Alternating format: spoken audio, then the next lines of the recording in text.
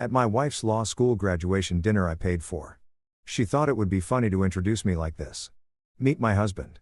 No degree, no plan, just living off my income. Everyone laughed. I didn't. I smiled, raised my glass, and said, "Enjoy it. This is the last joke you'll ever make at my expense." Then I walked away, quietly, reclaiming my peace. My name's Miles Carter, and I need you to understand something right off the bat. I'm not the kind of guy who loses his cool in public. I don't throw drinks in people's faces. I don't flip tables like I'm auditioning for a reality show. And I sure as hell don't make scenes that end up on someone's Instagram story with crying laughing emojis. But on the night my wife decided to roast me like a Thanksgiving turkey in front of her entire law school graduating class, their pompous professors, and her parents who'd never liked me anyway, I discovered something profound about the human condition, specifically my condition. Turns out, champagne burns like battery acid when you're swallowing it alongside a heaping serving of public betrayal. And dignity, real, bone-deep dignity, pairs surprisingly well with stone-cold silence. Let me paint you a picture of how spectacularly this evening went down. I'd spent 3 weeks planning this graduation dinner because Amelia, my wife of 5 years, had finally finished law school. And listen, I was genuinely proud of her. She'd worked her ass off, pulled all-nighters that would make a truck driver weep, and memorized more Latin phrases than a Catholic priest on speed. So yeah, I wanted to celebrate her. I booked the Green Marlin, this ridiculously overpriced seafood place downtown where the bread rolls come with their own origin stories and the waiters look at you like they're doing you a personal favor by bringing you water. I'm talking about the kind of restaurant where you need to take out a small loan just to afford the valet parking. But whatever. This was Amelia's night and I was determined to make it perfect. I handled everything, and I mean everything. Sent out the invitations, coordinated with her neurotic mother about the seating arrangements, confirmed the private dining room 3 separate times because apparently that's what you do when you're married to someone whose family treats every event like it's a state dinner. I even, and this is where I should have known I was in too deep, ironed her parents matching navy blazers because they wanted to look important for the photos. Her dad, Harold, had shown up at our apartment the day before with these wrinkled jackets that looked like they'd been stored in a gym bag since 1987, and he'd looked at me with those watery blue eyes and said, "Son, you think you could work your magic on these?" And like the absolute chump I was, I said, "Sure." Spent 45 minutes steaming out creases while watching YouTube videos on proper lapel technique because God forbid the in-laws show up looking anything less than camera ready to celebrate a daughter who barely acknowledged my existence. The dinner started off fine if you consider fine to mean awkwardly navigating conversations with people who'd never bothered to learn what I actually did for a living. Amelia's law school friends were there. This collection of sharp-dressed sharks in designer suits who all had the same aggressive handshake and the same practice laugh that sounded like money. They'd clink their glasses, toast to justice and democracy and other abstract concepts they'd probably stop caring about the second they landed their first corporate gig, and I'd smile and nod like a dashboard bobblehead. Her professors showed up, too. These intellectual types who'd spent the appetizer course explaining legal theories to each other in increasingly pretentious voices, as if the rest of us couldn't possibly understand the complex nuances of constitutional law. Spoiler alert, we didn't care. I sat there in my off-the-rack suit, the one I'd bought on sale at Macy's because I'm not made of money, despite what some people apparently thought, and I watched my wife absolutely glow. She was wearing this emerald green dress that probably cost more than my truck payment. Her dark hair pulled back in one of those effortless updos that actually takes an hour to create. And she was holding court like a queen addressing her subjects. People kept congratulating her, telling her how brilliant she was, how far she'd go, how she was destined for greatness. And I sat there thinking, yeah, she is pretty amazing. Look at what she accomplished. Look at what we accomplished together. That's when she stood up. The room got quiet, that expectant kind of silence you get right before someone makes a speech. Amelia picked up her champagne glass and she smiled. This absolutely radiant, angelic smile that I'd fallen in love with 5 years ago when she'd walked into my office, asking if I could recover her corrupted thesis files. Everyone leaned in. I thought maybe she was going to thank me, acknowledge the sacrifices we both made, talk about how we were a team. How beautifully naive of me. "I want to take a moment," she said, her voice carrying that confident courtroom projection they'd taught her to acknowledge my husband, Miles. She gestured toward me with her glass, and I felt this weird flutter of hope mixed with dread. "Everyone, this is the man who's been by my side through all of this. The man who supported me emotionally through every late night, every breakdown, every crisis." She paused for effect, and I swear to God, I saw the punchline coming a full second before she delivered it. Emotionally, but not intellectually, because let's be honest. And here she laughed.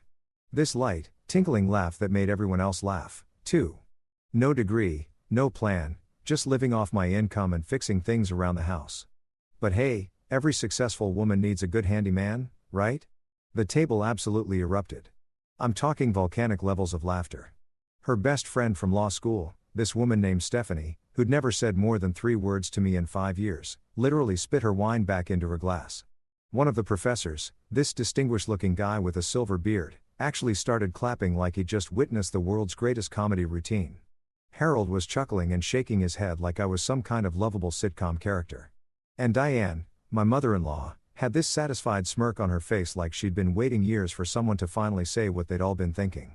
Even the waiter, this 20-something kid who'd been hovering nearby, cracked a smile before catching himself.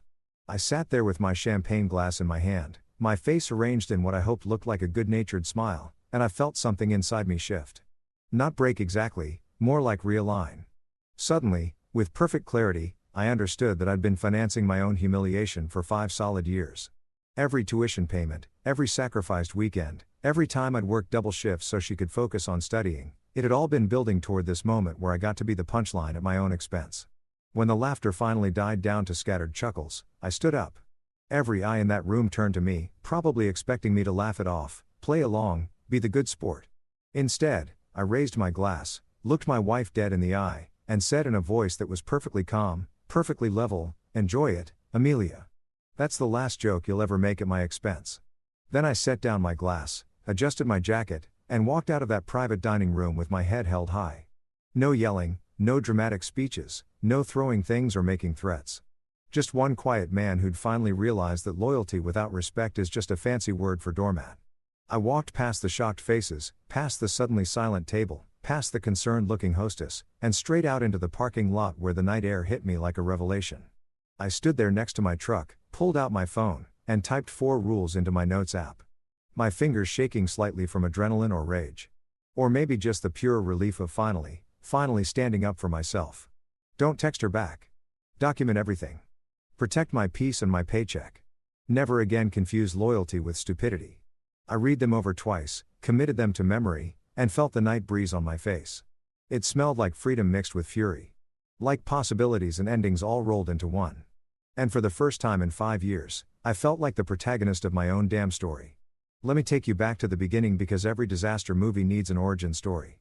And mine starts in the least romantic place imaginable, the campus IT help desk where I was moonlighting to pick up extra cash. It was a Tuesday afternoon in September, one of those early fall days where the air conditioning is fighting a losing battle against the lingering summer heat. And I was 3 hours into a shift that consisted mainly of explaining to freshmen that turning their computer off and on again actually does solve most problems. That's when Amelia Richardson walked into my life carrying a laptop that was apparently holding her entire academic future hostage. She burst through the door like a tornado in designer jeans. Her dark hair falling out of a messy bun. Mascara slightly smudged under her eyes in that way that suggested she'd either been crying or rubbing her face in frustration for the past hour. Probably both. "Please tell me you can help me," she said. And I swear to God, it wasn't her looks that got me, though. Yeah, she was gorgeous in that effortless way some women just are. It was the genuine panic in her voice. "My thesis file corrupted and I have a presentation in 3 hours, and if I don't recover this document, I'm going to have a complete mental breakdown right here in your office and probably get expelled for disturbing the peace." I should mention that I wasn't even supposed to be working it. My actual job, my real career, was running a small construction management company that had started right out of high school when everyone else was applying to colleges and drowning in student loan applications. While my former classmates were debating philosophy and getting drunk at frat parties, I was learning how to read blueprints, manage subcontractors, and turn a profit on residential renovation projects. It was blue-collar work, sure, but it was honest work that paid actual money, and taught me skills that didn't come from a textbook. The IT gig was just something I did on the side because the university paid well, and the work was mindless enough that I could do it half asleep. But back to Amelia and her corrupted thesis. I took her laptop, ran some recovery software, and managed to retrieve about 90% of her document while she paced around my tiny office like a caged animal, alternating between thanking me profusely and catastrophizing about her academic career. "You're literally saving my life right now," she kept saying, which I found both charming and slightly concerning from a mental health perspective. When I finally handed the laptop back with her thesis intact, she looked at me like I just pulled her puppy out of a burning building. "I owe you," she said. "Coffee dinner." My firstborn child. I laughed and told her coffee was fine, mostly because I figured that would be the end of it. Girl gets her thesis back, buys the IT guy a thank you latte. Everyone goes on with their lives. Except Amelia didn't let it end there. She showed up the next week with an actual homemade coffee cake, which she claimed was a family recipe, but later admitted she'd found on Pinterest and stress baked at 2 o'clock in the morning. The week after that, she started just dropping by to chat between classes, asking me about my construction projects with what seemed like genuine interest. I love that you actually build things, she'd say, running her fingers along the calluses on my palms. Everyone here just talks and theorizes. You make real things that people can touch and use. That's so refreshing. Looking back now, I can see all the red flags I missed. But at the time, man, I was 24 years old, running my own business, and this brilliant, beautiful law student was choosing to spend her free time in my cramped office that smelled like old coffee and printer ink. She'd tell me about her cases and her classes, about her dreams of becoming a civil rights attorney and changing the world one lawsuit at a time. And I'd listen like she was describing the plot of the greatest movie ever made. She made me feel like I was part of something bigger than myself, like my support mattered, like we were building something together, even if I was the one doing it with actual tools and materials. We dated for 8 months before I proposed, which everyone said was too fast. But I'd never been the kind of guy who waffled on big decisions. When you know, or at least that's what I told myself. I proposed at a construction site. Actually, this gorgeous Victorian house I was restoring in the historic district. I brought her there at sunset, showed her the work we'd done on the ornate crown molding and the original hardwood floors, and I told her that I wanted to build a life with her the same way I build houses, with careful planning, solid foundations, and the kind of commitment that lasts generations. She cried and said yes. And I remember thinking I was the luckiest guy in the world. When we got married, she was starting her second year of law school, and I was riding high on a series of successful commercial projects that had my company's bank account looking healthier than it ever had. We had this unspoken understanding that I'd be the financial anchor while she focused on school. She had dreams of changing the world through legal reform and advocacy, and I had dreams of building it, literally constructing the homes and buildings where people would live those changed lives. For a while, it genuinely felt like a partnership. We'd stay up late talking about our future. She'd open her own practice fighting for the underdog, and I'd expand my company to include sustainable construction techniques. We'd be this power couple, each successful in our own right, proving that you didn't need 2 lawyers or 2 doctors to make it work. But somewhere along the way, and I can't pinpoint exactly when it happened, the narrative shifted slowly, subtly, like water eroding stone. I went from being Miles Carter, successful business owner and equal partner, to just Amelia's husband. It started with little things. At law school events, people would introduce themselves to her with enthusiasm and barely glance my way. "And you are?" They'd ask if my presence required explanation. "That's my husband, Miles," Amelia would say, and they'd nod politely before immediately redirecting the conversation back to her. Nobody ever asked what I did for work. Nobody cared that I was running projects that employed 15 people and generated 6 figures annually. I wasn't wearing a suit and quoting Supreme Court cases, so I might as well have been invisible. Her friends were the worst. This crew of ambitious law students who all seemed to shop at the same expensive stores and share the same worldview that equated education level with human value. They'd come over to our apartment, the apartment I was paying for, mind you, and they'd sprawl across our furniture, drinking the wine I'd bought, complaining about their caseloads and their professors while completely ignoring my existence unless they needed something. "Miles, can you grab more ice? Miles, do you have a phone charger? Miles, would you mind turning down the game? We're trying to discuss important things." I became the guy who fetched things and stayed quiet. The human equivalent of background furniture with a wallet attached. The real kicker was how Amelia started introducing me at events. In the beginning, she'd brag about my business, tell people about the historic homes I was restoring, make me sound like some kind of artisan craftsman. But as law school progressed and her friend group became more established, those introductions got vaguer. "This is Miles, my husband," she'd say with no follow-up, no context, as if that was all anyone needed to know about me. When people did ask what I did, she'd answer before I could. "He runs a small construction company," with the emphasis on small, that made it sound like I was hammering together birdhouses in our garage rather than managing million-dollar renovation projects. I worked my ass off during those years. I'm talking 12-hour days on job sites, coming home covered in sawdust and drywall dust, grabbing a quick shower before making dinner because Amelia had a study group or a late class.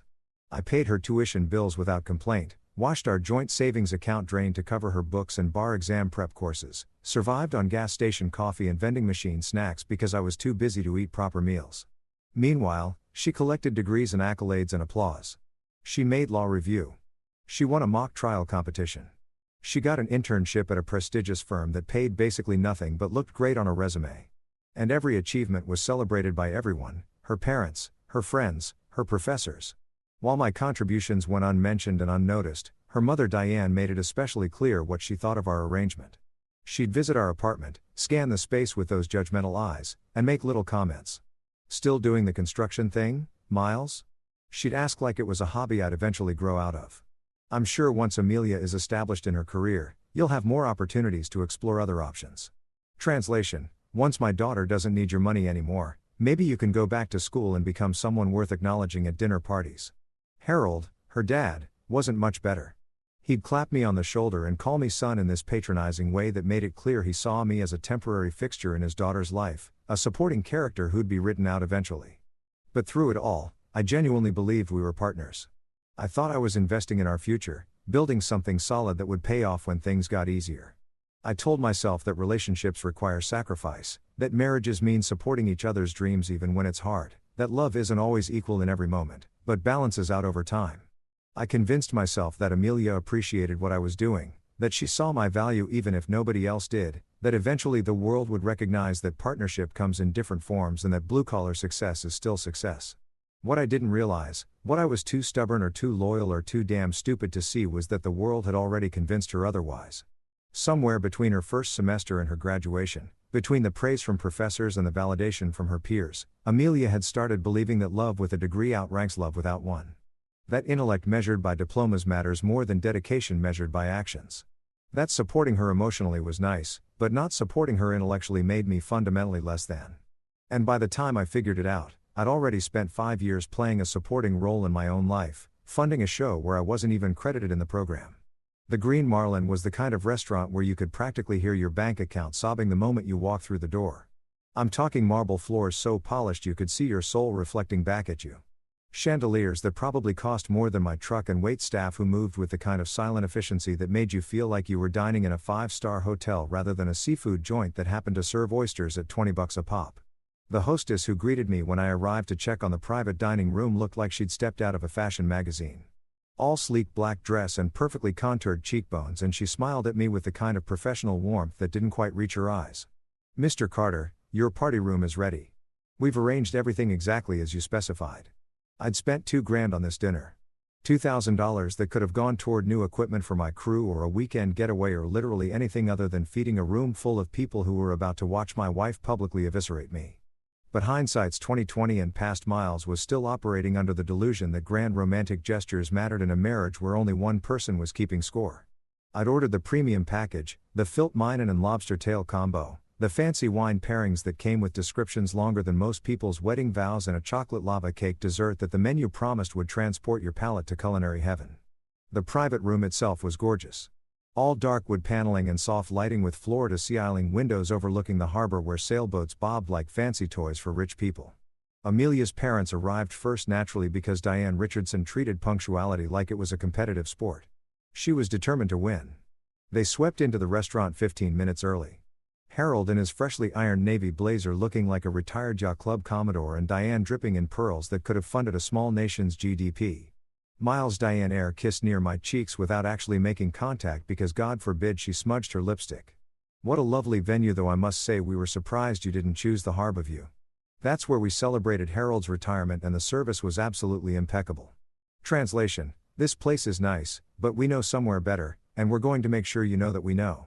Harold shook my hand with the grip of a man who'd spent his career in corporate law crushing smaller fish. And he surveyed the room with the critical eye of someone mentally calculating whether I'd spent enough money to properly honor his daughter's achievement. "Good job with the setup, son," he said, which was probably the closest thing to a compliment I'd ever gotten from him. "Amelia is going to be thrilled. She deserves a night like this after all her hard work." Notice how there was no mention of my hard work or the fact that I'd been the one bankrolling her education while she chased her dreams. But whatever, I was used to being the invisible ATM in the corner of the room. The law school crowd started trickling in around 6:30.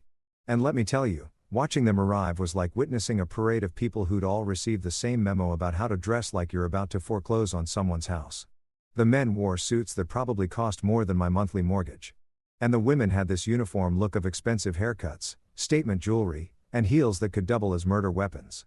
They greeted each other with enthusiastic hugs and inside jokes about professors and cases, forming these little clusters of conversation that might as well have had no blue-collar workers allowed signs hanging over them. There was Stephanie Chun, Amelia's best friend and study partner who'd never liked me from day one. She was this razor-sharp woman from New York who talked fast, thought faster, and had opinions about everything from international trade law to the proper way to fold a napkin. She breezed past me with a tight smile and a "Hey Miles" before immediately finding Amelia and launching into some animated story that had them both laughing. Then came Marcus Webb. This guy who'd competed with Amelia for top grades their entire first year before they'd apparently called a truce and become friends. He was tall, black, impeccably dressed, and had the kind of confident handshake that made you feel like you were being evaluated and found wanting all in the span of 2 seconds. "You must be proud, man," he said to me. And I nodded because what else was I supposed to say? That I was proud but also exhausted and starting to resent being treated like the help at my own wife's celebration. The professors showed up fashionably late as professors do, floating in with that particular brand of academic arrogance that comes from spending decades telling 20-year-olds that they're brilliant. There was Professor Whitmore, this distinguished-looking guy with a silver beard who taught constitutional law and apparently thought he was the second coming of Hood Marshall based on how everyone fawned over him. He held court near the bar, already 3 drinks deep and pontificating about some recent Supreme Court decision to a circle of admirers who hung on his every word. And Professor Chun, no relation to Stephanie, this tiny woman with steel gray hair who taught contracts and had a reputation for being tougher than a $2 steak. She scared the hell out of most students. But Amelia had somehow won her over. And now she was standing near the windows, wine glass in hand, nodding approvingly at the venue like I'd passed some kind of test I didn't know I was taking. I floated through the cocktail hour making small talk and playing the gracious host, refilling drinks, and making sure everyone knew where the bathrooms were. Basically acting like a really well-dressed butler at an event I was paying for. Nobody asked me about my work. Nobody inquired about my life. A few people mentioned that the venue was nice and one guy, I think his name was Josh or Jake or something equally forgettable, actually said, "Must be nice having a wife who's going to be making bank soon, huh?" And he winked like we were sharing some kind of bro moment about gold digging. Except the joke was on him because I was the one who'd been funding this entire operation from day one. When we finally sat down for dinner, I found myself positioned at the head of the table next to Amelia, who looked absolutely radiant in her emerald dress. She kept squeezing my hand under the table, leaning over to whisper things like, "Thank you for doing this, and this is perfect." And I genuinely believed she meant it. The first course came out, some kind of fancy salad with edible flowers that tasted like grass, but looked Instagram-worthy, and everyone oohed and awed appropriately. The conversation flowed around me like water around a rock. All talk of internships and job offers and bar exam strategies. And I sat there smiling and nodding like one of those dashboard bobbleheads, contributing nothing because I had nothing to contribute to their world. The main course arrived and I have to admit that filet mignon was cooked to absolute perfection. Tender, juicy, practically melting on the fork. For about 15 minutes, I actually relaxed and thought maybe this evening would be okay. Maybe I was being paranoid. Maybe Amelia did appreciate everything I'd done and this was her night to shine and I could handle being in the background because that's what partners do. We take turns. We support each other. We don't keep score. Then Professor Whitmore stood up and tapped his wine glass with a fork, calling for everyone's attention. "I'd like to propose a toast," he announced in that booming professor voice that probably carried to the cheap seats without a microphone. "To our graduates who've worked tirelessly for 3 years to master one of the most challenging disciplines in academia, you've earned your place in this profession, and we couldn't be prouder." Everyone raised their glasses, clinkinked them together, took sips while murmuring agreement. Standard graduation toast stuff. Nothing offensive, nothing weird. But then Amelia stood up and I should have known. I should have felt it coming the way animals supposedly sense earthquakes before they hit. She picked up her champagne flute and that beautiful smile spread across her face and the room went quiet with anticipation because everyone loved Amelia. Everyone wanted to hear what brilliant accomplished future attorney Amelia Richardson had to say. "Thank you all so much for being here." She started her voice carrying that perfect blend of gratitude and confidence they must teach in some secret law school class. "This journey has been incredible and I couldn't have done it without an amazing support system." She gestured around the table acknowledging her parents, her friends, her professors. Then her eyes landed on me and she smiled wider. "But I especially want to acknowledge my husband Miles. Here it comes." I thought. Here's where she thanks me for the tuition payments and the late night coffee runs and the 5 years of putting her dreams ahead of my own. Everyone, this is the man who's been by my side through all of this, she continued. And people turned to look at me with polite smiles. The man who supported me emotionally through every late night, every breakdown, every existential crisis about whether I'd chosen the right career path. She paused and I saw something flicker in her expression. Something that should have been a warning but came too fast for me to process. He supported me emotionally but not intellectually because let's be honest, and here she laughed this crystalline laugh that invited everyone else to join in. No degree, no plan, just living off my income and fixing things around the house.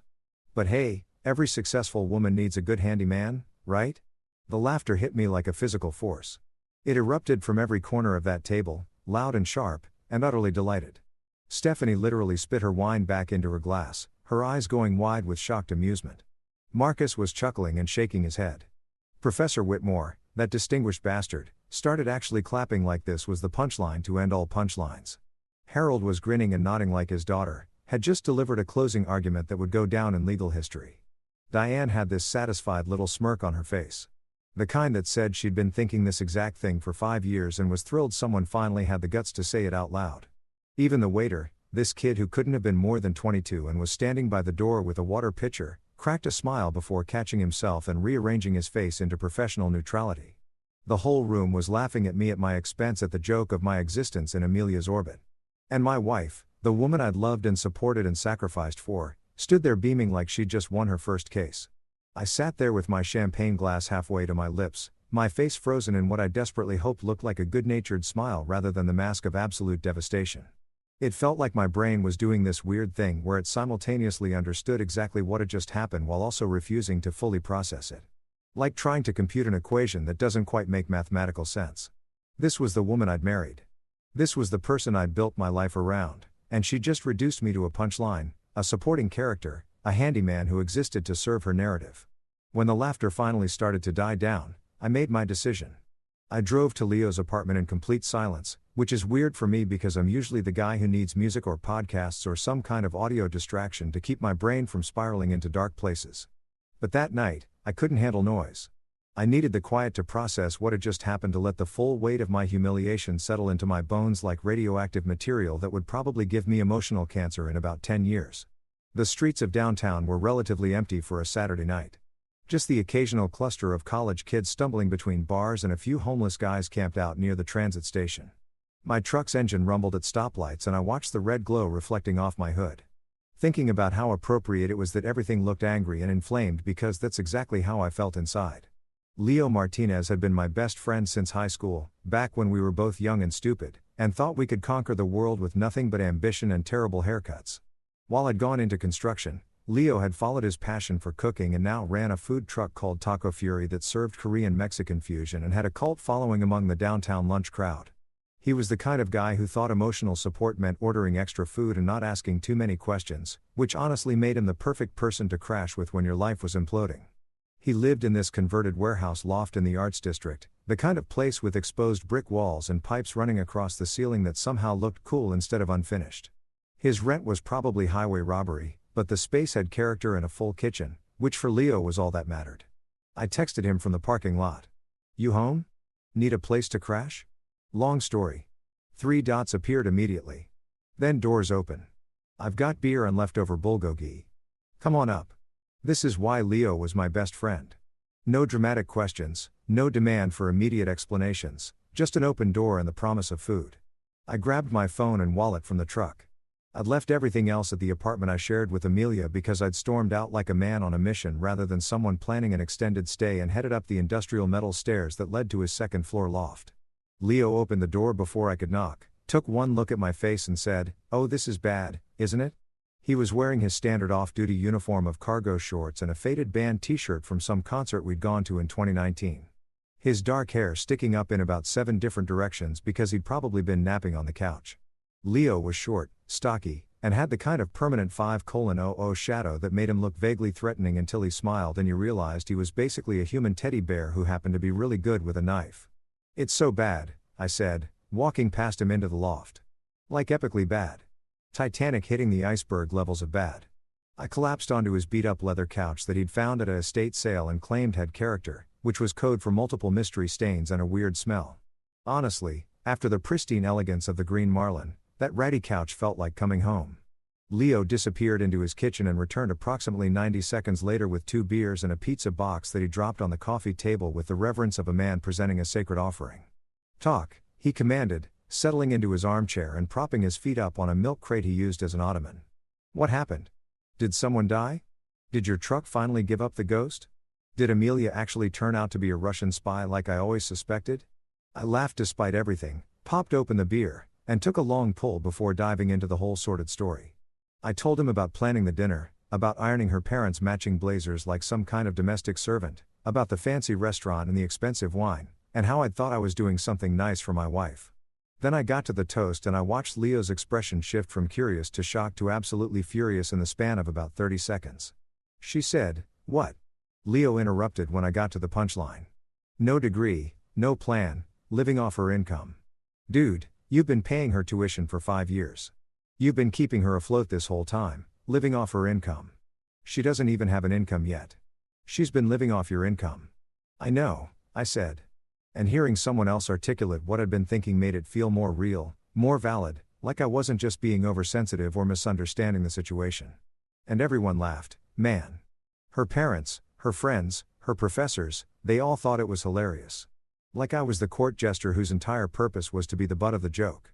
Leo opened the pizza box, pepperoni and jalapeno, my favorite, and shoved a slice at me with the kind of aggressive care that said he was too angry to express actual sympathy. "Damn," he said, shaking his head slowly. "You married a TED Talk in heels." That made me laugh for real. The first genuine laugh I'd had since walking out of that restaurant. A TED Talk in heels. Oh my god, that's exactly what she is. Today I'm going to talk about how I'm amazing and everyone who isn't me is basically decorative furniture. And she probably has a PowerPoint, Leo added, warming to the theme with graphs showing her superiority and pie charts breaking down why her husband is basically a glorified appliance. He took a massive bite of pizza, chewed thoughtfully, then pointed the crust at me. "So, what did you say? Please tell me you said something. Please tell me you didn't just sit there and take it." I told her to enjoy it because that was the last joke she'd ever make at my expense. I said, and even now, hours later, I felt a surge of satisfaction remembering the look on her face. Then I walked out, just stood up, adjusted my jacket, and left. Didn't yell, didn't make a scene, just left. Leo whistled low and long, stone cold. "I'm proud of you, man. Most guys would have either exploded or just sat there and taken it. You did the dignified middle finger. That's impressive." He grabbed another slice of pizza and settled back in his chair. "So, what now?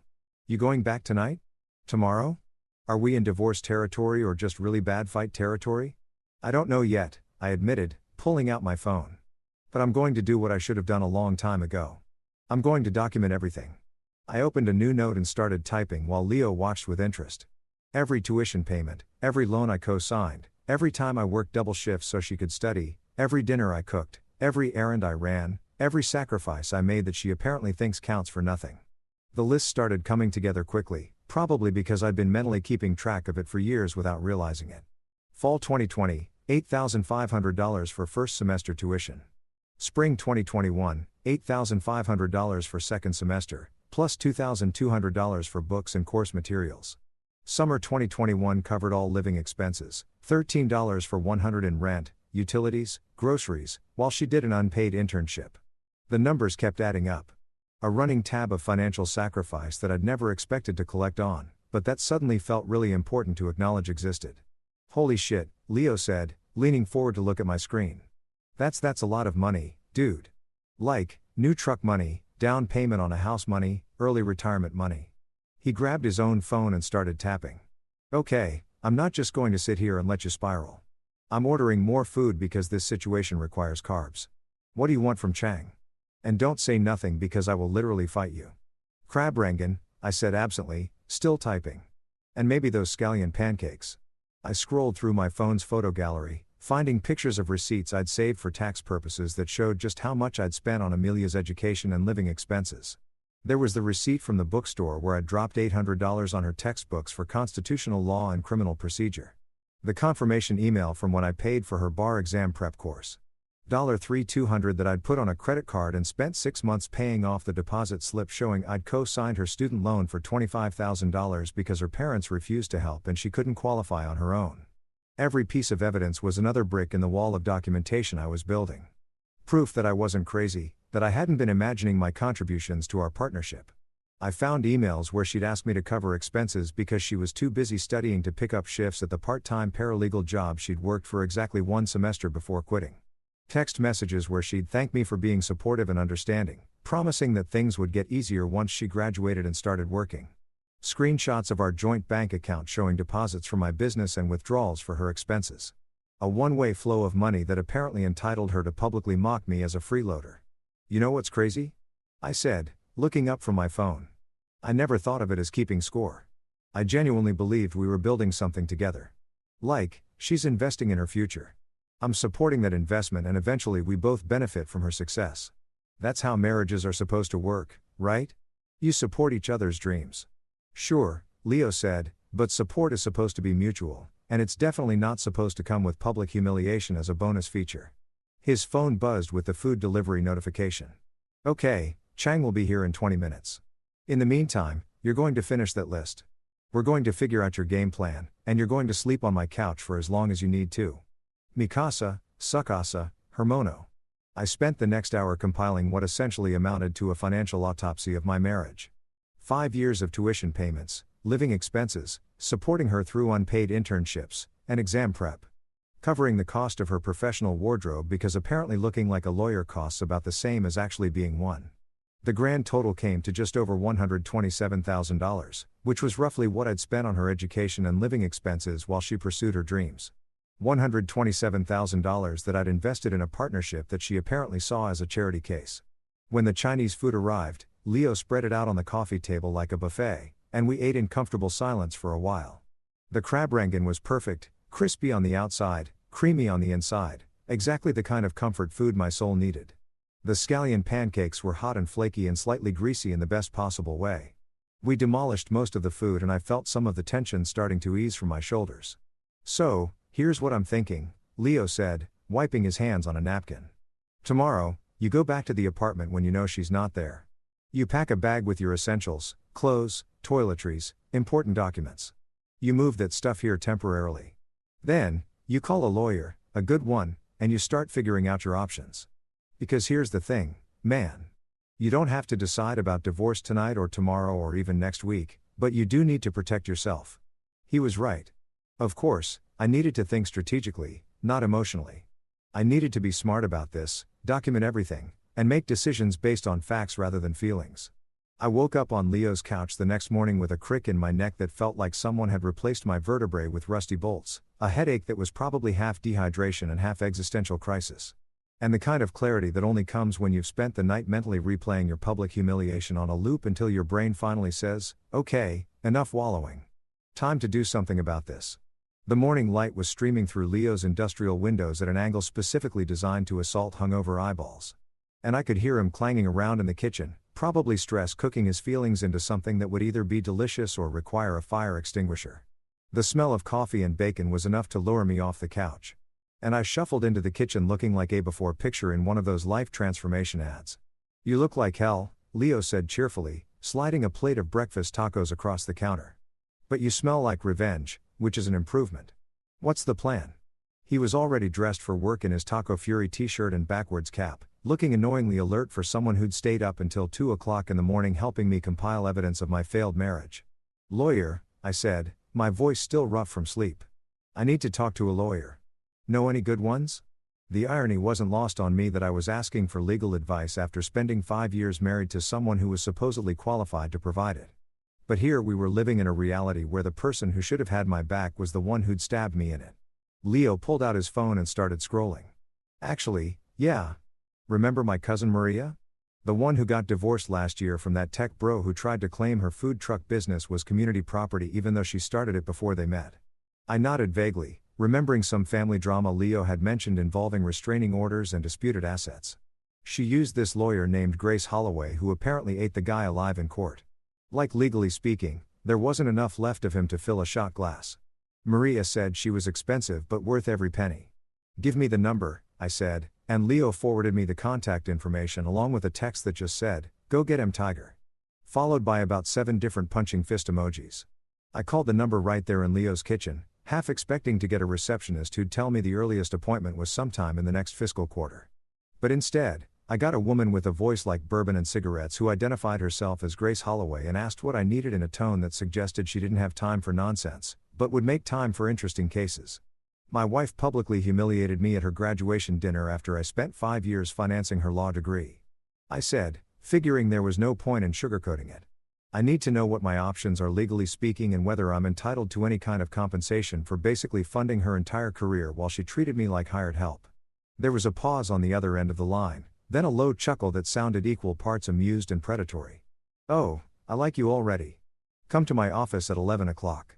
Bring documentation if you have it, but don't worry if you don't. We'll figure out what we need. My rate is $350 an hour for consultation. And if you decide to retain me, we'll discuss a payment plan. Sound good?" $350 an hour was roughly what I charged for a full day of construction consultation. But I had a feeling this was going to be worth it. "I'll be there," I said, and she rattled off an address in the financial district before hanging up without any of the polite goodbyes normal people exchange. I liked her already. Grace Holloway's office was located on the 14th floor of a glass tower that looked like it had been designed by someone who really believed in the power of intimidation through architecture. The lobby had that sterile corporate aesthetic.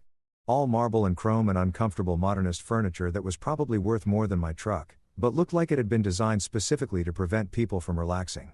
The elevator played smooth jazz that made me want to commit minor property crimes. And when I reached the 14th floor, I was greeted by a reception area that managed to be both minimalist and expensive, like someone had spent a fortune making sure you knew they didn't need to try too hard. The receptionist was a young guy in his 20s with perfect hair and a name tag that said Dylan. And he looked me over with the kind of assessing glance that suggested he was very good at determining whether people could afford to be there. "Mr. Carter?" he asked. And when I nodded, he gestured toward a hallway. "Miss Holloway is ready for you. Second door on the left. Can I get you water, coffee, or anything else?" "I'm good," I said, following his directions down a hallway lined with what I assumed were expensive abstract paintings, but might have just been color samples from a hardware store for all I could tell. I knocked on the second door, heard a brisk come in, and entered what could only be described as the office of someone who'd won a lot of arguments and wanted you to know it. Grace Holloway was sitting behind a massive desk made of dark wood that probably came from a tree that had been personally offended by being cut down. And she stood when I entered with the kind of fluid movement that suggested she spent her free time doing something athletic and possibly violent. She was maybe 40 with dark haircut and a sharp bob, wearing a charcoal suit that probably cost more than my monthly mortgage. And she had the kind of direct eye contact that made you feel like she could see through your skull and read your thoughts like a boring book she'd already read twice before. She was beautiful in that intimidating way that made you understand why ancient civilizations worshipped warrior goddesses. "Miles Carter," she said, extending a hand with a grip that could have crushed walnuts. "Grace Holloway, have a seat and tell me everything starting from the beginning and don't leave out any details, no matter how embarrassing or stupid you think they make you look. I've heard worse, I promise." I sat in the leather chair across from her desk and launched into the whole sordid tale. How Amelia and I met, how I'd supported her through law school, the financial sacrifices I'd made, and finally the graduation dinner disaster that had ended with me walking out and spending the night on my best friend's couch. Grace listened without interrupting, occasionally making notes on a legal pad with handwriting that looked like it could cut glass. And her expression remained professionally neutral until I got to the part about Amelia's toast. "Wait," she said, holding up one perfectly manicured hand. "Let me make sure I'm understanding this correctly. You financed her entire legal education to the tune of how much did you say?" I told her the number I'd calculated the night before, and her eyebrows went up slightly. "You financed her legal education to the tune of $127,000. Supported her through 3 years of school and various unpaid internships, and then she publicly rebranded you as her charity case in front of her colleagues, professors and family. That's about the size of it," I said. And even saying it out loud to a stranger made me feel that mixture of rage and humiliation all over again. And everyone laughed like it was the funniest thing they'd ever heard. This idea that I was some kind of kept man living off her income when she literally didn't have an income and had been living off mine for 5 years. Grace leaned back in her chair and a slow smile spread across her face that would have made a shark nervous. "Congratulations, Mr. Carter," she said, and there was genuine amusement in her voice. "You've just graduated from Naive Husband University with honors. Welcome to the real world where love doesn't conquer all and sometimes the person you marry turns out to be a narcissistic with a law degree. The good news is you're done with the education phase. Now let's get you your refund. I couldn't help but laugh at that because the absurdity of the situation was starting to hit me. I'd spent 5 years supporting someone who'd apparently seen me as nothing more than a convenient ATM with emotional support features. And now I was sitting in a lawyer's office trying to figure out how to extract myself from the wreckage. So what do we do? I asked, what are my options here? Grace pulled out a fresh legal pad and started writing. First, we document everything. Every tuition payment, every rent check, every grocery bill you paid while she was too busy studying to contribute financially. Bank statements, receipts, emails, text messages, anything that shows the financial imbalance in your relationship. Then we look at your assets, figure out what's joint and what's separate, and determine whether we're looking at a divorce with potential reimbursement claims or just a really expensive life lesson. She looked up from her notes and fixed me with that penetrating stare. I'm going to call this a strategic unmerger because that sounds better than extracting yourself from a parasitic relationship where you played the role of human credit card. We're going to approach this methodically, professionally, and with the kind of documentation that would make an IRS auditor weep with joy. And by the time we're done, your wife is going to understand that publicly humiliating the person who bankrolled your success is the kind of strategic error they should probably teach about in law school. We spent the next hour going through everything I brought. Bank statements, receipts, the list I compiled on my phone the night before. Grace asked pointed questions, made more notes, and occasionally muttered things like unbelievable and the audacity under her breath. When we were done, she leaned back and studied me with an expression that might have been respect. Here's what you need to understand, she said. This isn't about revenge. Revenge is emotional, loud, and ultimately unsatisfying. This is about receipts, documentation, evidence. Revenge fades, but receipts are permanent. You're going to collect every piece of evidence that shows what you contributed to this relationship, and we're going to use that to ensure you're treated fairly in whatever comes next. When I left her office an hour later, she walked me to the door and handed me her business card. Don't seek revenge, Mr. Carter, she said again, and her smile was sharp enough to perform surgery. Seek receipts. They last longer and cut deeper. It was the best advice I'd ever gotten, and I was absolutely going to follow it.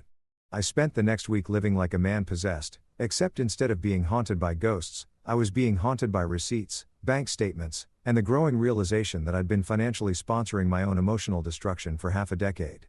Leo's couch had become my temporary base of operations, and I'd transformed his coffee table into what looked like the world's most depressing scrapbooking project.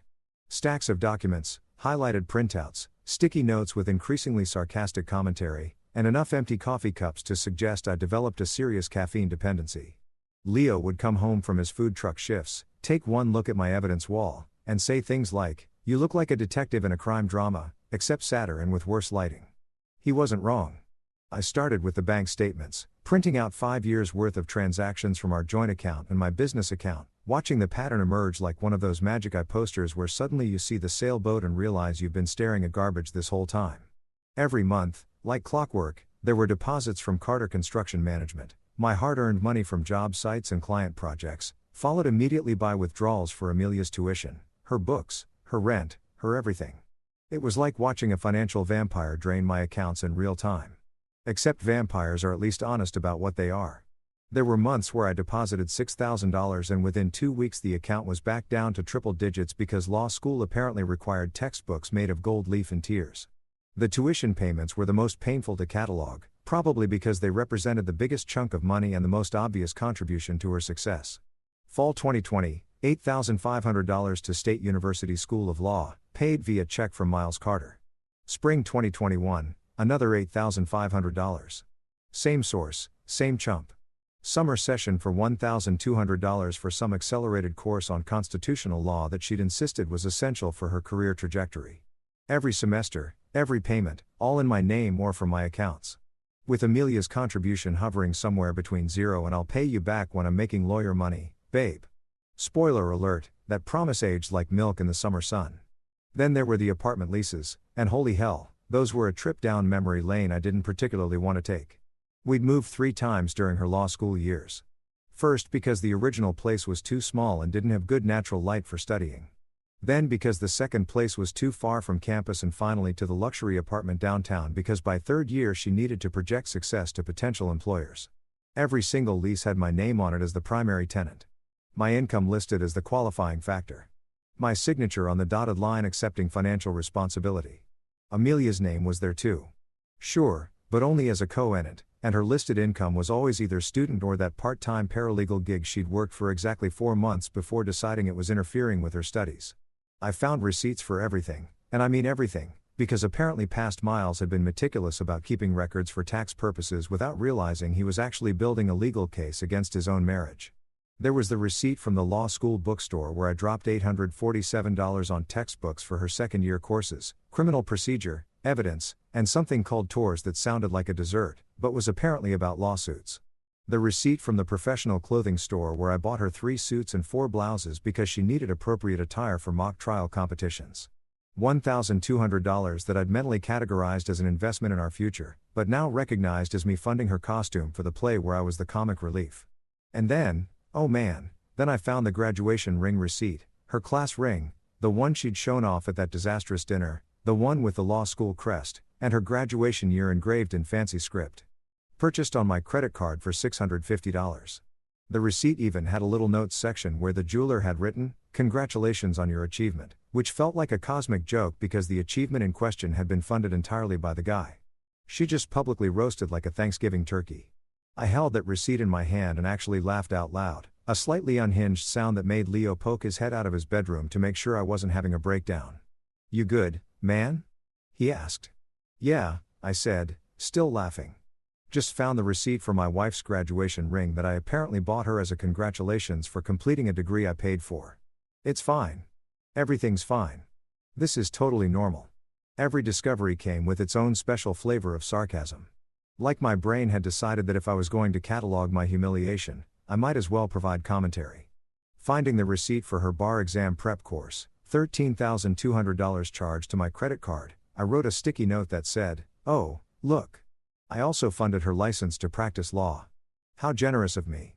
The lease for the luxury apartment with its $2,400 monthly rent had a note reading, "Apparently projecting success costs exactly 1 martyr per month." The receipts for all those study dinner takeout orders from expensive restaurants got labeled "Feeding the future attorney who will eventually suggest I have no plan." $4,200 worth of irony. But the real kicker, the discovery that made me actually stop and stare at my laptop screen like it had personally betrayed me, came on day 5 of my archaeological dig through our financial history. I was reviewing transfers from our joint account, tracking where money went after I deposited it, when I noticed a pattern of regular transfers to an account number I didn't recognize. Not huge amounts, usually $200 or $300 at a time, but consistent monthly going back almost 2 years. I cross-referenced the account number with our banking records and found exactly nothing because this wasn't a joint account or anything I had access to. This was something else entirely. I called the bank, spent 20 minutes on hold listening to elevator music that made me want to commit white-collar crime, and finally got a human who confirmed that yes, there were regular transfers from our joint account to an external savings account. And no, they couldn't give me details about the recipient account without proper authorization, but they could confirm the transfers had been initiated by Amelia Richardson using her online banking credentials. An independent fund, probably. Translation: escape plan savings. Money she'd been siphoning off from our joint account.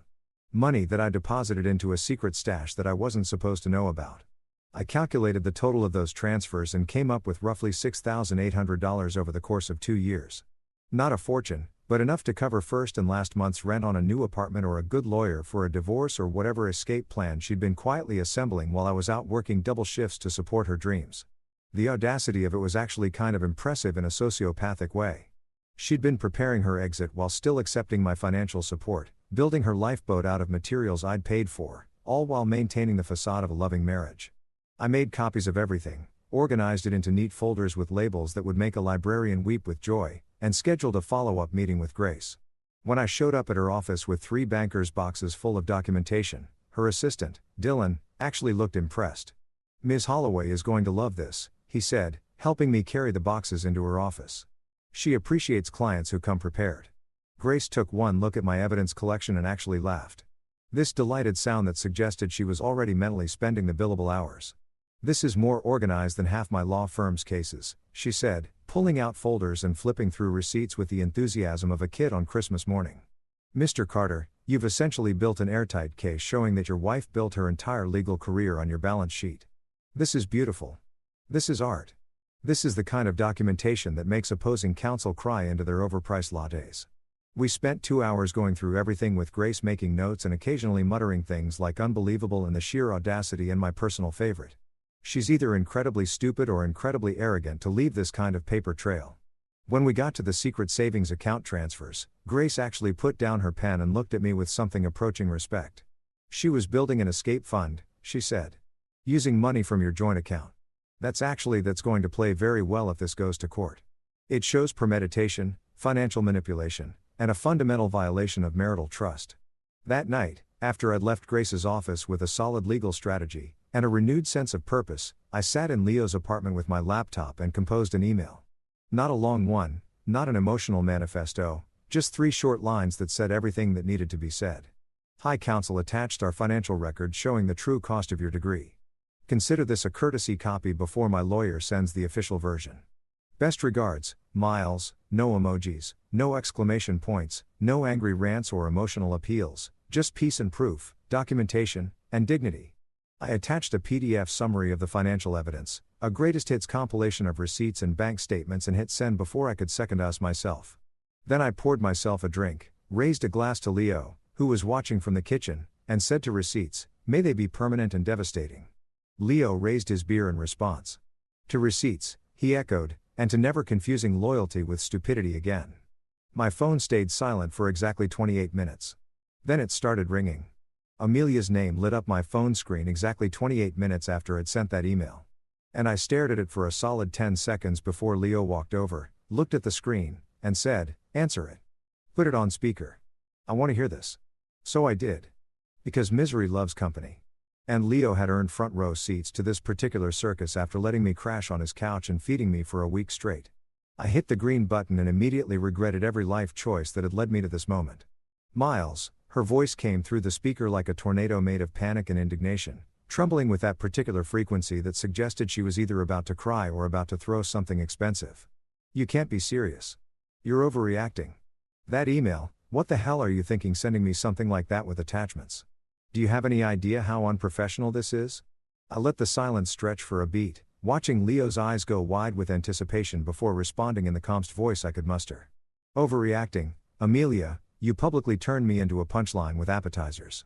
You stood up in front of your colleagues, your professors, and your parents, and you roasted me like I was the evening's entertainment. So, no, I don't think documenting the actual financial reality of our relationship qualifies as overreacting. I think it qualifies as fact-checking.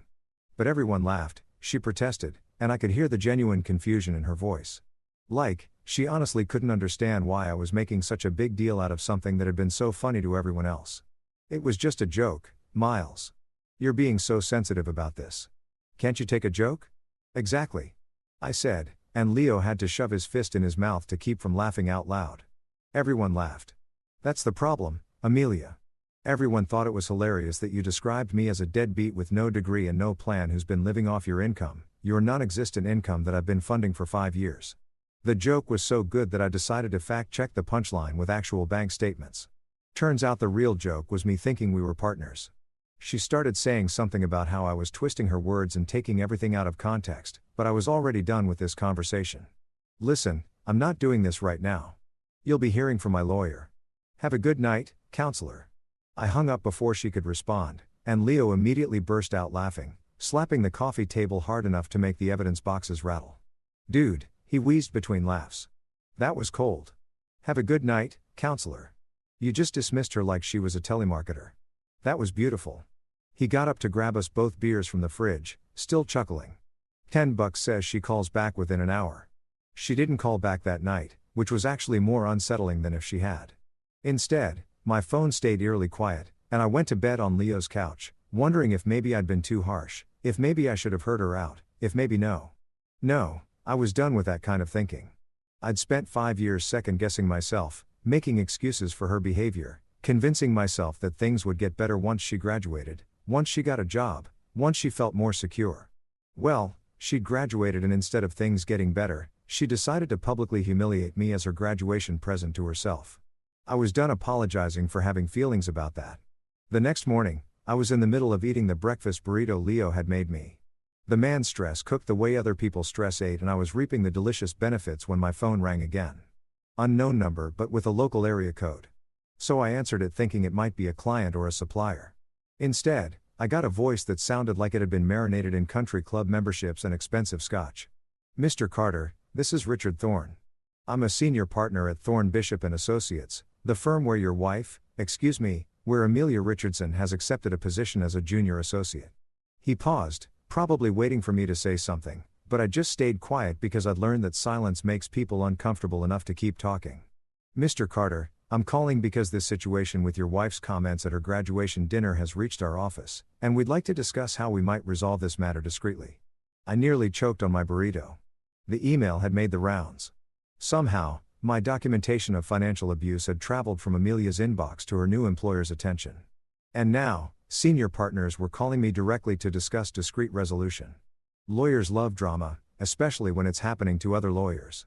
And apparently, my receipts were making waves in the legal community.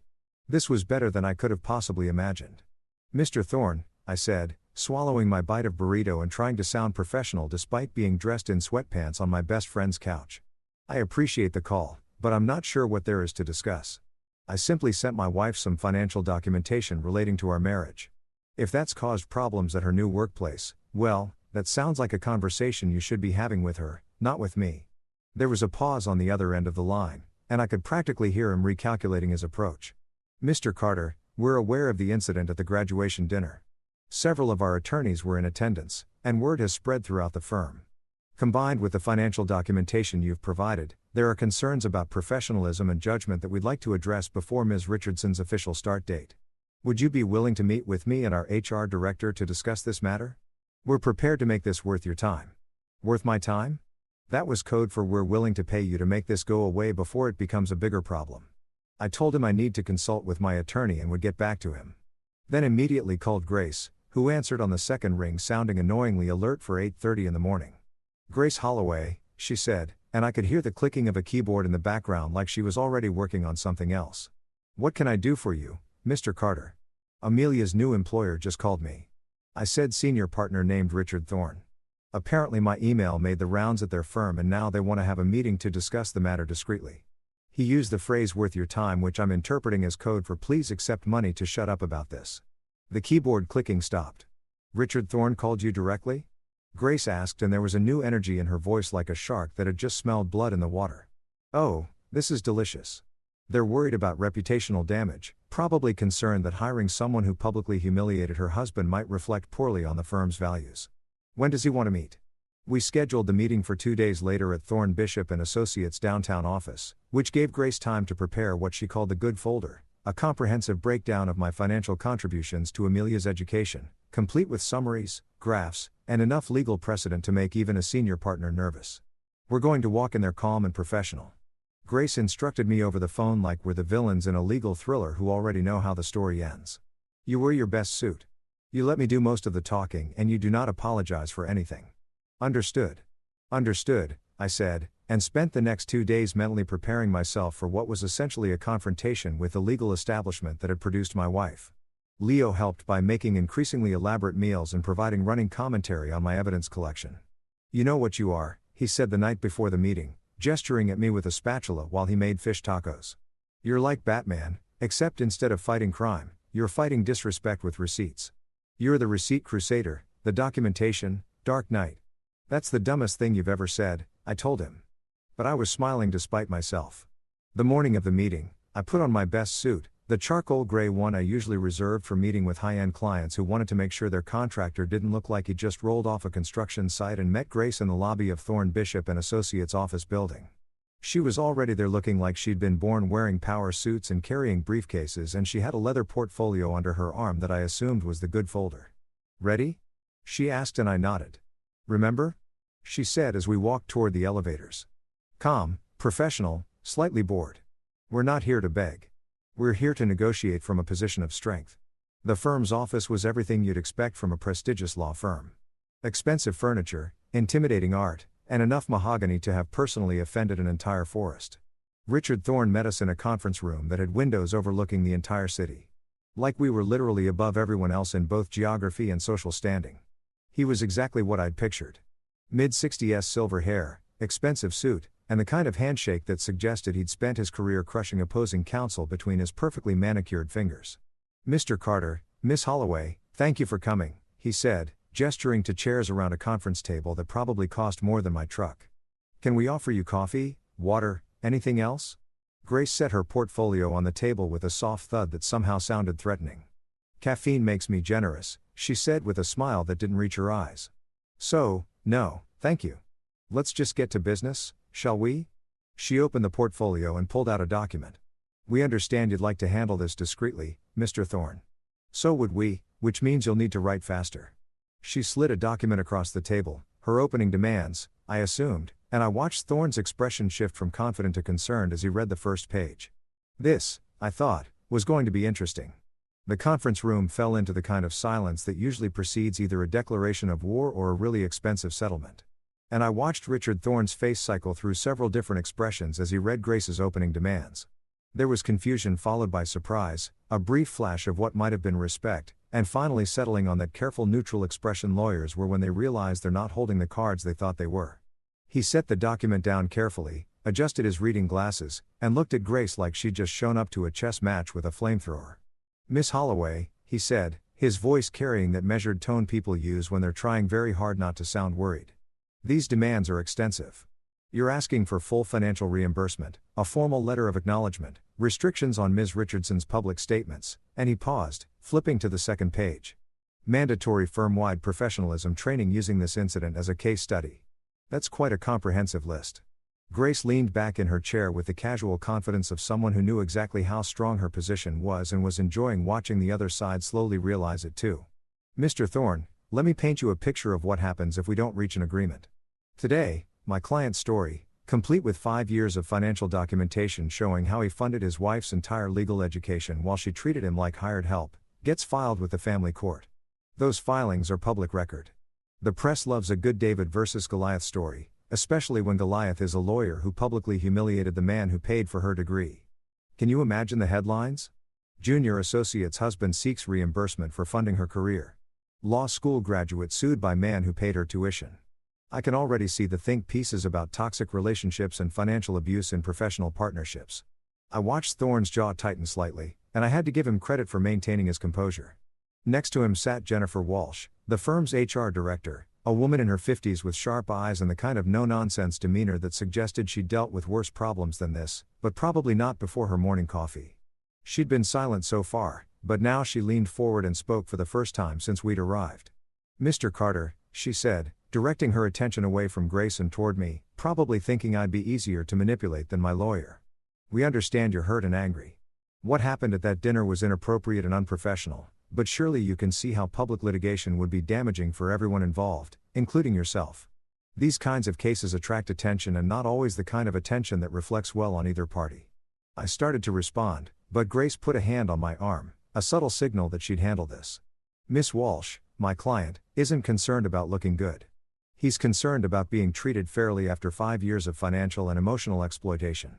And frankly, the only person who should be worried about their reputation right now is your incoming junior associate who thought it was appropriate to mock her husband at a public event while simultaneously accepting the considerable financial support he'd been providing."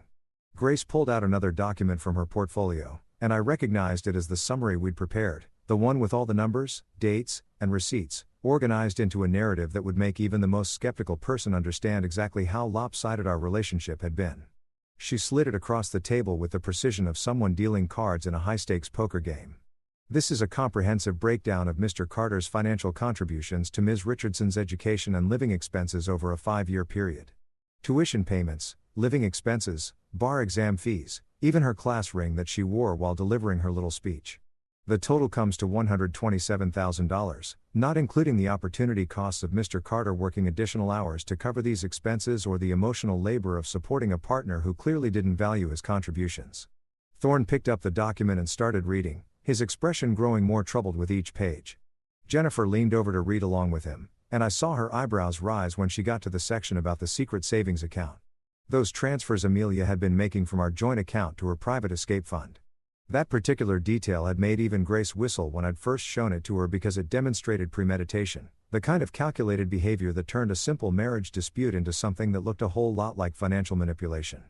There's also the matter of the comments themselves, Grace continued, pulling out her phone and setting it on the table. We have multiple witnesses who can testify to exactly what Ms. Richardson said at that dinner. Several of them, in fact, are attorneys from your firm who were in attendance. I've already reached out informally to a few of them, and they've confirmed the general content of her speech. The part where she suggested Mr. Carter had no degree, no plan, and was living off her income. Those statements are not only factually false, but also defamatory. And they were made in front of an audience of legal professionals who might reasonably be expected to believe them coming from a law school graduate. I could see Thorne doing the mental math, calculating the cost of a public lawsuit versus the cost of settling privately, weighing the reputational damage to his firm against the financial hit of meeting our demands. The thing about lawyers is that they're fundamentally practical people. They understand cost-benefit analysis better than anyone. And right now, Grace was making it very clear that fighting this would cost them more than giving us what we wanted.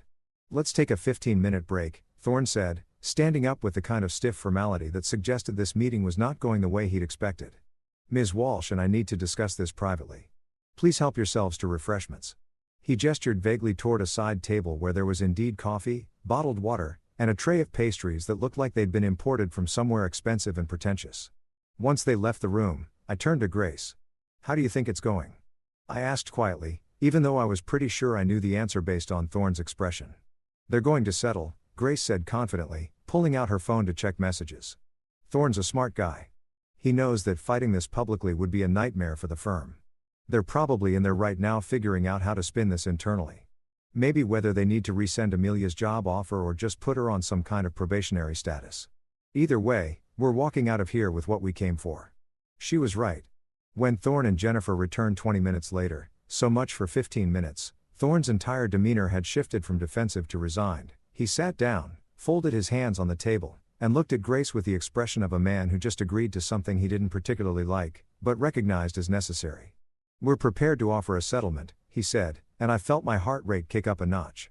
Full reimbursement of documented expenses. We'll need to verify the amounts, but based on what you've shown us, we're looking at approximately $127,000. We'll draft a formal letter acknowledging Mr. Carter's financial contributions to Ms. Richardson's education, which can be used in any future legal proceedings.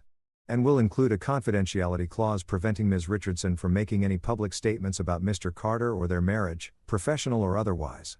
And the professionalism training. Grace prompted because of course she wasn't going to let them off easy on that point. Thorne actually went slightly. And yes, we'll implement mandatory professionalism training for all associates and junior partners with a case study based on. He paused, clearly hating every word he was about to say. Based on this incident emphasizing the importance of maintaining professional boundaries and avoiding public statements that could be construed as defamatory or damaging to personal relationships. Grace smiled, and it was the kind of smile that probably made opposing counsel have nightmares. Excellent. I'll have my office draft the settlement agreement this afternoon. We should be able to have everything finalized within the week. She stood up and I followed her lead, shaking Thorne's hand with probably more enthusiasm than was strictly professional. As we rode the elevator back down to the lobby, Grace turned to me and said, "Congratulations, Mr. Carter. You just got a very expensive divorce settlement without actually getting divorced. Though, honestly, after this, I'd recommend filing anyway. That woman is going to hate you for the rest of her natural life." "Good," I said, and I meant it. Let her hate me from a distance with a legally binding agreement preventing her from talking about me. We stepped out into the sunshine and I felt lighter than I had in weeks. "Thank you, Grace. Seriously, I don't think I could have done this without you." "You're welcome," she said, extending her hand for a professional handshake. "And for what it's worth, you're going to be fine. Better than fine. You're going to build a life that doesn't require anyone's permission or approval. And it's going to be spectacular. Now go celebrate with your friend who makes tacos, and I'll call you when the paperwork is ready." I did exactly that. I went back to Leo's apartment, told him everything, and we ordered enough food to feed a small army. And for the first time in what felt like forever, I felt like maybe, just maybe, everything was going to work out after all. 6 months later, I turned pain into profit with Carter Renovations and Consulting, a business that was half construction management and half life coaching for people who'd forgotten how to build anything worth keeping, including their self-respect. My first consulting clients were 3 lawyers from Amelia's firm who'd heard about my story and wanted advice on protecting their assets before their own marriages imploded. Irony, so delicious, I could taste it with every invoice I sent. My new apartment was small but completely mine, filled with furniture I'd picked out and peace I'd earned the hard way. My fridge was actually stocked with real food instead of takeout containers. And my sense of humor had upgraded from bitter to brilliantly sarcastic. Leo started calling me the comeback contractor, which was better than the guy who got roasted at dinner, so I accepted it. Amelia tried emailing once with a subject line that read, "Maybe we can talk." And I responded with exactly 7 words. My hourly rate's $200. Legal counseling extra. She never responded, which told me everything I needed to know about how much our talk was actually worth to her. Some conversations aren't worth having, especially with people who only value you when it's convenient. 1 year later, I stood on a stage at a business seminar for men rebuilding after toxic relationships, holding a glass of water like a prop in my own redemption story. The topic was how to stop being your partner's side project. And the irony of a construction guy teaching people about building better lives wasn't lost on anyone. My wife once introduced me as a man with no degree and no plan, I said, watching 300 faces lean forward. Turns out my plan was just waiting for the right exit. The laughter came, the good kind, with me instead of at me, and guys lined up afterward to shake my hand and share their own stories. One wife told me her husband had sent her my video, and they both learned something. That felt better than any settlement check. Later, in my workshop, surrounded by tools and peace, I poured myself a drink and raised the glass to nobody in particular. "Enjoy it," I said quietly, remembering that night at the Green Marlin. That really was the last joke anyone made at my expense because I'd walked away from being someone's punchline and built something better. A life where respect wasn't negotiable and dignity wasn't optional.